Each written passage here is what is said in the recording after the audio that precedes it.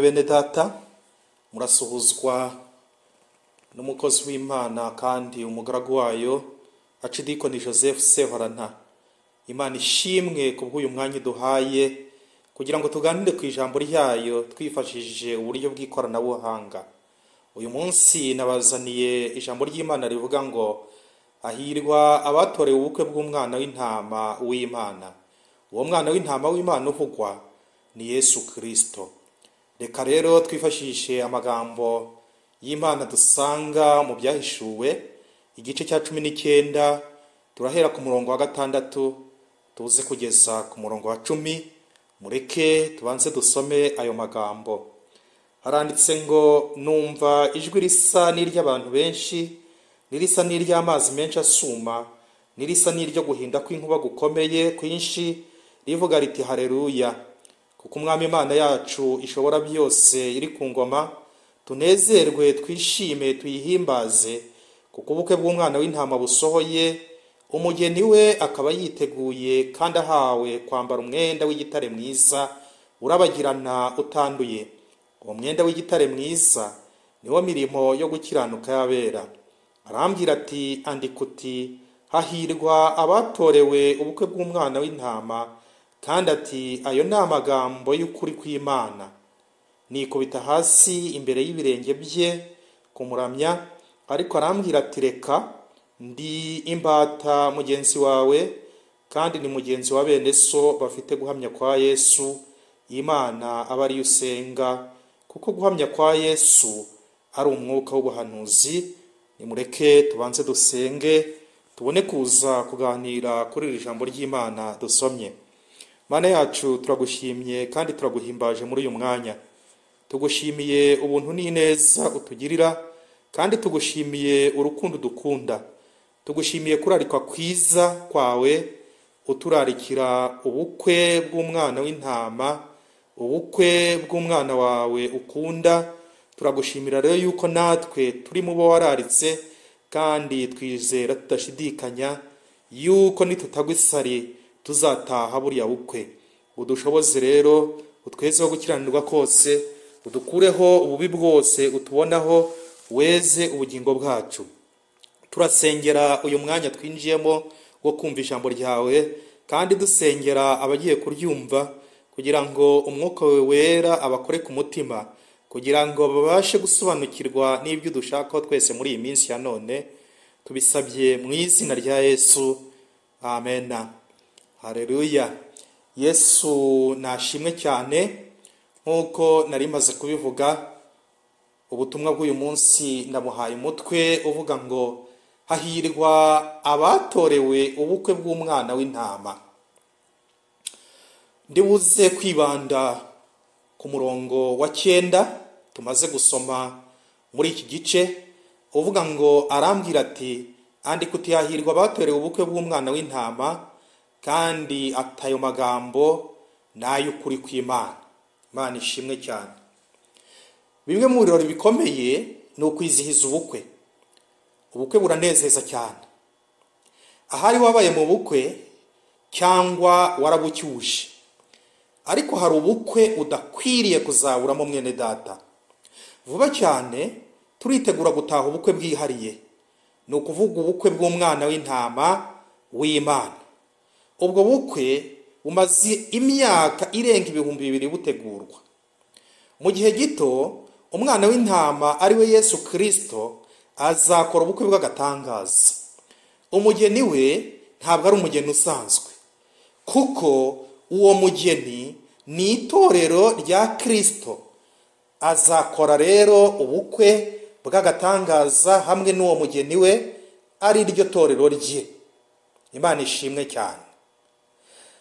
Umugeni wa Kristo afite ubwiza buhebuje, kandi ni umwari utunganye, arera kandi ntafite inenge. Arimbishirijwe umukwe we, ari we mugabo we. Afite ikuzo ry'Imana, kandi arabagirana nk'ibuye rya yasipi ribengerana nk'isarabwayi. Uwo mugeni azaba yambaye imyambaro y'ubukwe itatswe zahabu, kandi bazamushyira umwami yambaye imyenda iboshye. ni ukuri ubu bukwe buzaba bushimishije. Koko hahirwa abatorewe ubu bukwe, bazishima cyane, bazimana na Yesu Kristo, kandi bazajya banywera ku meza ye mu bwami bwe iteka ryose. Imana ishimwe cyane. Mbese umugeni wasabwe ntabwo aba agomba kwitegura ubukwe? Niko bigenda mu by'ukuri. Hari umukobwa umwe wahuye n'akaga gakomeye. Yararambagijwe, umunsi w'ubukwe ugeze arabengwa, atahira kuba yararambagijwe gusa. Uti byagenze gute rero? Umukwe yarambagije umugeni, nuko umugeni yitwara uko yishakiye, yibwira ati narasabwe rwose byararangiye. Nyamukobwa ntiyigeze yitegura ubwo bukwe ngo ashake ikanzu yera.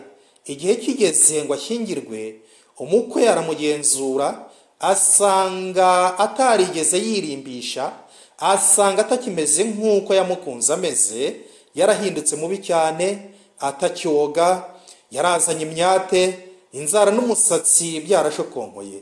Ntabwo rwose yaragikwiriye uwo mukwe, yari yaravuyemo amaso atacyumva, yitwara nabi atakigira ibanga, mbese rwose yari yarahindutse aba mubi cyane. Ibyo nibyo byatumye umukwe afata icyemezo cyo kumubenga ku mugaragaro. Nshuti muvandimwe, turi abageni ndetse twakowe inkwano y'igiciro cyinshi, ntidukwiriye rero kwiyanduza. Dukwiriye gutegura imyambaro yacu y'ubukwe. Tuzi neza aho tugomba kugurira iyo myambaro. Umwambaro w'ubukwe ni imirimo yo gukiranuka no kwizera. Mbere y'ubukwe, umwami azagenzura imyambarire y'abatumirwa be bose. Mbese uzaba wambaye ute? Umwenda wera cyangwa umwenda wihimbiye? Ntibihagije ko amazina yacu yandikwa mu bitabo by'itorero. Tugomba kwitegura, kandi abirengagiza ibyo ngibyo bakirengagiza uwo muburo bazajugunywa hanze nta kabuza. Ni ngombwa gufata icyemezo cyo kwambara umwambaro w'ubukwe hakiri kare. Umwambaro Kristo yateguye wonyine, ariyo kanzu yo gukiranuka kwe, niwo uzadushoboza guhagarara imbere y'Imana. Uwo mwambaro awambika umuntu wese wihana ibyaha kandi akizera Imana. Ibirori by'umwana w'intama biregereje. Umwambaro w'ubukwe utangirwa ubuntu, ariko hari benshi batemera kuwambara. Ni akaga gakomeye. Ni ukuri, ndagira ngo mbabwize ukuri, nta mwambaro w'ibibabi by'imitini uzambarwa mu birori by'ubukwe bw'umwana w'intama. Nk'uko Adamu na Eva banze kwambara ubwiza bw'Imana bagahitamo kwiremera ubucocero, batawe hanze y'ingobyi ya Edeni, niko n'abazaba baranze kwambara umwambaro w'ubukwe bazajugunywa hanze, aho bazaririra bakahekenyera amenyo. Hahirwa abatorewe ubukwe bw'umwana w'intama, ariko nanone abatatowe baragowe. Mbese urimo uritegura neza umwambaro wawe w'ubukwe? Wowe nanjye twarararitswe ngo tuzataha ubukwe bw'umwana w'intama, ariko nyuma yo kurarikwa hazaba gutoranya. Hari benshi bahamagarwa, n'uyu munsi Imana iraduhamagara, ariko ni bake batoranywa. Iki nicyo gihe rukumbi dufite cyo kwambara umwambaro wera w'ubukwe. Hahirwa uba amaso akarinda imyambaro ye, kugira ngo atagenda yambaye ubusa bakareba ubwambure bwe. Vuba aha tuzataha ubukwe bw'akataraboneka. Gira amatsiko yo kuzataha ubwo bukwe mwene data, maze rero usabe Yesu akwambika umwenda w'ibirori hakiri kare, kugira ngo uzabashe kuba muri ubwo bukwe. Ndagira ngo tugane ku musozo, ariko mu gusoza ndagira ngo ngushimire ko wafashe umwanya wo gukurikira ubu butumwa bwiza, ndetse nubishaka kandi ubishoboye wasangiza ubu butumwa abandi, kuko nta gushidikanya nabo bakeneye ijambo ry'Imana.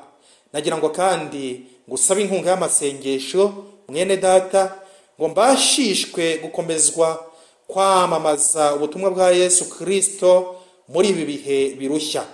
Ibisigaye rero bene data, murabeho, mutungane rwose, muhugurike, muhuze imitima, mubane n'amahoro, kandi Imana y'urukundo n'amahoro izabana namwe. Amahoro Imana itanga aruta y'umuntu wese yakwibwira, ajya arinda imitima yanyu n'ubwenge bwanyu, kugira ngo mukomeze kumenya no gukunda Imana n'umwana wa Yesu Kristo umwami wacu. kandi umugisha w'Imana ishobora byose data wa twese, umwana kandi umwuka wera abe kuri mwe kandi agumane namwe iminsi yose. Amina. Niba rero ushaka kuzajya ukomeza kumva ndetse no kureba ubutumwa mu buryo bwa video, wajya usura YouTube channel yanjye iri mu mazina yanjye Sehorana Joseph. Wazajya ubona ibiganiro, ubutumwa n'izindi nkuru ducisha kuri iyo YouTube channel. Imana iguha umugisha, wakoze cyane.